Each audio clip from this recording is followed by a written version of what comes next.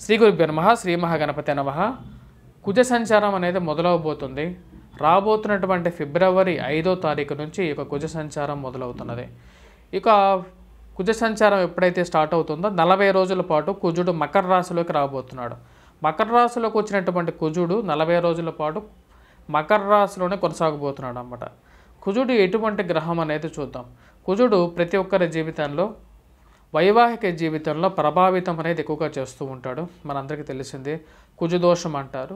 కుజదోషం ఉన్నప్పుడు వివాహం డిలే అవుతుందని చెప్పి కొంతమంది అనుకుంటారు. కాకపోతే కుజదోషమే వివాహ డిలేకి కారణం కాదు. ఫస్ట్ ఆఫ్ ఆల్ శని యొక్క బలం కూడా ముఖ్య కారణంగా ఉంటుంది. అలాగే గురువు యొక్క స్థితిగతి రీత్యా కూడా వారికి వివాహం తొందరగా అవుతుందా లేటుగా అవుతుందా అని చెప్పి కూడా తెలుస్తూ ఉంటుంది. కుజ సంచారం గురించి మాట్లాడేటప్పుడు కుజుడు కొన్ని స్థానాల్లో యోగాన్ని ఎక్కువగా ఇస్తూ ఉంటాడు. 3, 6, 11 స్థానాల్లో అనుకూలమైనటువంటి ఫలితాలు కూడా ఇస్తాడనమాట. అదే వేరే యొక్క గ్రహాలు తన యొక్క జన్మరాశిలో ఎక్కడైతే సంచారం చేస్తున్నప్పుడు తనతో పాటు ఇంకో గ్రహం ఉంటే కుజుడు యోగాన్ని ఎక్కువగా ఇవ్వడం అన్నమాట. అలాగే ఎక్కువగా ప్రాబ్లం కూడా క్రియేట్ చేస్తూ ఉంటాడు. జన్మరాశిలో సంచారం చేసేటప్పుడు కూడా అనుకూలమైనటువంటి ఫలితాన్ని కుజుడు ఇవ్వడం అన్నమాట. అలాగే కుజుడు గురించి మాట్లాడితే కుజుడు చాలా కోపమైనటువంటి గ్రహం. అలాగే రజోగుణ కారకుడు అన్నమాట. అంటే ప్రేమకితో పాటు ఈర్ష్య ద్వేషాలకి గల కారకుడుగా కూడా తయారవుతాడు. మనిషికి ఈర్ష్య ద్వేషాలు పెంపొందించగలిగినటువంటి శక్తిని కూడా ఇస్తాడన్నమాట. అలాగే కుజుడు మంచి స్థానంలో ఉన్నప్పుడు చాలా మంచి స్థాయిలోకి తీసుకెళ్తాడు. ముఖ్యంగా ల్యాండ్ రిలేటెడ్ ఇన్వెస్ట్మెంట్స్లో కానీ లేకుండా బిజినెస్గా డెవలప్ అవడానికి కానీ కుజుడు చాలా యోగకారకుడు అన్నమాట. అంటే ఎవరికైతే కుజుడు మంచి స్థానంలో ఉంటే వాళ్ళకి రాజకీయ భవిష్యత్ అనేది చాలా ఎక్కువగా ఉంటుంది. ఇప్పుడు ఉన్నటువంటి రాజకీయ నాయకులు మనం చూసినట్లయితే వారి యొక్క ఆహార్యం చూస్తేనే మనం చెప్పేయచ్చు అన్నమాట. వీరు కుజుడి యొక్క ప్రభావం ఉందా లేకంటే రవి యొక్క ప్రభావం ఉందా అనేది కూడా చెప్పవచ్చు. కుజుడు రవి వీళ్ళిద్దరూ మేజర్ 2 ప్లానెట్స్ అన్నమాట. వీళ్ళిద్దరూ మంచి స్థానంలో ఉన్నప్పుడు రాజకీయ భవిష్యత్ అనేది చాలామందికి చాలా అనుకూలమైనటువంటి ఫలితాలను కూడా ఇవ్వగలుగుతుంది అన్నమాట. ఇప్పుడు నడుస్తున్నటువంటి కుజ సంచారం గురించి మనం మాట్లాడదాం. ఇప్పుడు ధనస్సు రాశిలో ఇప్పుడు ఉన్నటువంటి గ్రహస్థితి మనం చూద్దాం.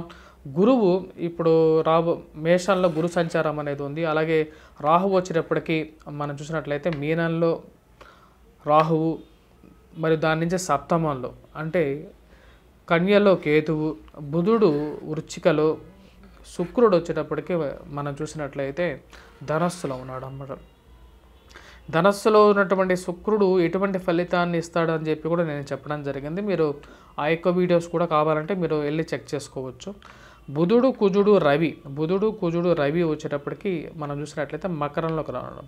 అంటే ధనస్సులో ఉన్నటువంటి కుజుడు ఎవరైతే ఉన్నారో తను రాబోతున్నటువంటి స్థానం వచ్చేటప్పటికి మకరంలో రాబోతున్నాడు. కుజుడు రవికి మిత్రత్వం అనేది ఉంది. బుధుడితో కూడా మిత్రత్వం అనేది తక్కువగా ఉన్నప్పటికీ కుజుడికి సఖ్యత అనేది ఉందన్నమాట. శని కుంభంలో ఉన్నాడు. ఇప్పుడు ఇటువంటి గ్రహస్థితి ద్వాదశ రాశుల వారి మీద ఎటువంటి ప్రభావం చూస్తుంది అనేది కూడా చూద్దాం. ముందుగా ఇప్పుడు ఉన్నటువంటి గ్రహస్థితి రీత్యా రవి వచ్చేటప్పటికి శ్రవణ నక్షత్రంలో ఉన్నాడు. అలాగే కుజుడు వచ్చేటప్పటికి ఉత్తర నక్షత్రంలో, అలాగే బుధుడు వచ్చేటప్పటికి మకర రాశిలో ఉన్నాడు. అలాగే ఉత్తరాషాఢ నక్షత్రంలో కొనసాగుతున్నాడు. గురువు భరణి నక్షత్రంలో, శుక్రుడు వచ్చేటప్పటికి పూర్వాషాఢ నక్షత్రంలో ఉన్నాడు. శని శతభిష నక్షత్రంలో, రాహువు వచ్చేటప్పటికి రేవతి నక్షత్రంలో, కేతు వచ్చేటప్పటికి చిత్తా నక్షత్రం 1వ పాదంలో కొనసాగుతుంది అన్నమాట.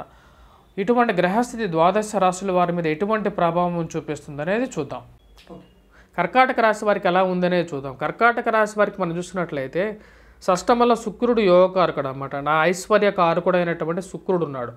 ధన సంబంధితమైన వ్యవహారాల్లో అనుకూలమైనటువంటి ఫలితాలు ఇవ్వడానికి శుక్రుడు ఉన్నాడు.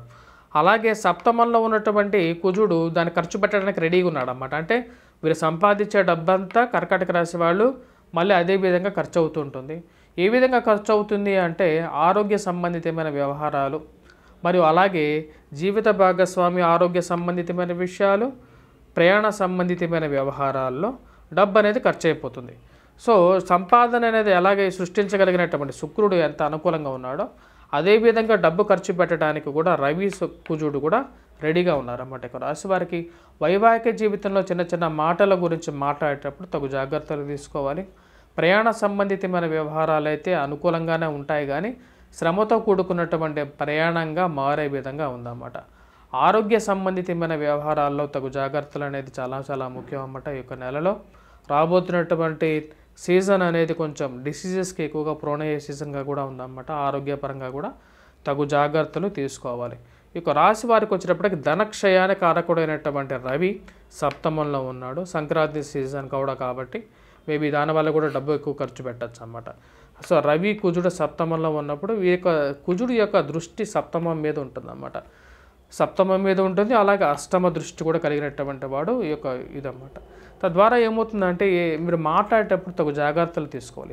ఇరుగు పొరుగు సఖ్యత విషయంలో తగు జాగ్రత్తలు తీసుకోవాలి.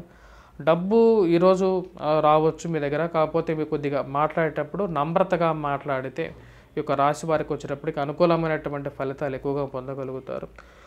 ఎందుకంటే మాట సరిగా లేనప్పుడు మీరు ఎంత మంచివారన్నా సరే దాన్ని ఎక్కువగా రిసీవింగ్ అనేది అంతగా కరెక్ట్గా ఉండదు అన్నమాట. ఈ యొక్క రాశి వారికి వచ్చేటప్పటికి కుజుడు యొక్క దృష్టి ఎప్పుడైతే ఇక్కడికి మారినప్పుడు ఎలా ఉంటుందంటే రాజ్యస్థానం మీద బలంగా ఉంటుందన్నమాట. అంటే ఉద్యోగపరంగా వ్యాపారపరంగా కూడా దీని యొక్క ప్రభావం అనేది కుజుడు యొక్క ప్రభావం అనేది అధికంగా ఉండే విధంగా ఉంటుంది.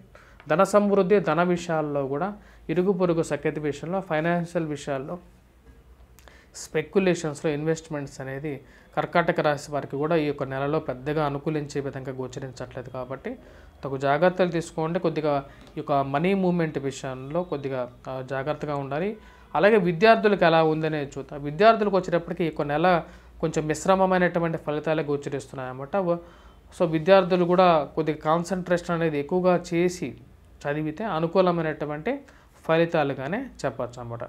మరియు విద్యార్థులతో పాటు రియల్ ఎస్టేట్ రంగ వ్యాపారాల్లో కానీ లేకుండా ఉంటే మిగతా బిజినెసెస్లో పనిచేసేటువంటి వారు కానీ బిజినెస్ పరంగా మీ వృత్తిని మీరు కొనసాగించవచ్చు. కాకపోతే ఇప్పుడు సమయం అనేది అంత అనుకూలమైనటువంటి ఫలితాలను గోచరించట్లేదు. కుజ సంచారం అనేది ఇప్పుడు ఒక్కొక్క రాశికి అనుకూలంగా ఉంటుంది, కొన్ని రాశులకు అనుకూలంగా కూడా ఉండదు అన్నమాట.